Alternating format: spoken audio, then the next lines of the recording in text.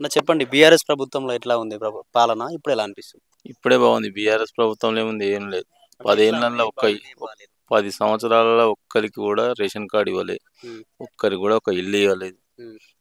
ఏమన్నా పబ్బం గడుపుకుర్రు, వాళ్ళ మందే వాళ్ళు బతికిర్రు. హ్మ్. ఇవాళ ప్రజాపాలన పెట్టి హ్మ్. ప్రతి ఒక్కరి అర్హులందరికీ రేషన్ కార్డులు ఇచ్చిర్రు. హ్మ్.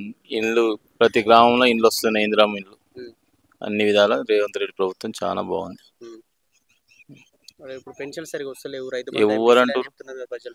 రైతు బంధు ఉన్న కాడికి ఉసుక తినేది వరకే. ఇప్పుడు వస్తుంది, రేపు 26 తారీఖు నుంచి స్టార్ట్ చేస్తామంటున్నారు. హ్మ్. అవి రెగ్యులర్గా మళ్ళీ పడతాయి 26 తారీఖు ఇప్పటి నుంచి. సంక్రాంతి అన్నది సంక్రాంతి దాటింది మళ్ళీ. అవును, గవర్నమెంట్ ఉన్న 10 ఏళ్ళలో ఉన్న పైసలు ఏం లేకుండా ఉసుక తిన్నారు టీఆర్ఎస్ గవర్నమెంట్. హ్మ్. ఇప్పుడు ఎడికెళ్దేమంటారు? వచ్చిన కొద్దికి ఏమన్నా ఫండ్స్ వస్తే ఇస్తున్నారు. హ్మ్. అట్లా ఉన్న కాడికి మొత్తం దోసుకొని తిన్నారు వాళ్ళు.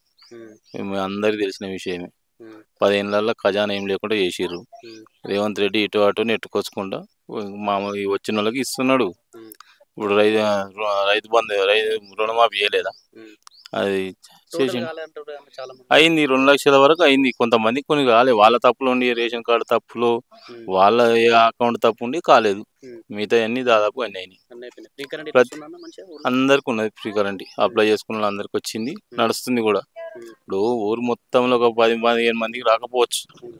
ఒక ఒక కనీసం మామూలుగానే 500 కుటుంబాలు ఉంటే హ్మ్. 50 కుటుంబాలకు రాకపోవచ్చు. వాళ్ళ తప్పు కూడా కావచ్చు. హ్మ్. ఏదైనా తప్పు ఉంటే అది సరి చేసుకోవాలి వాళ్ళే. హ్మ్. ఇంతకంటే మంచి ఇంకేముంటది? హ్మ్.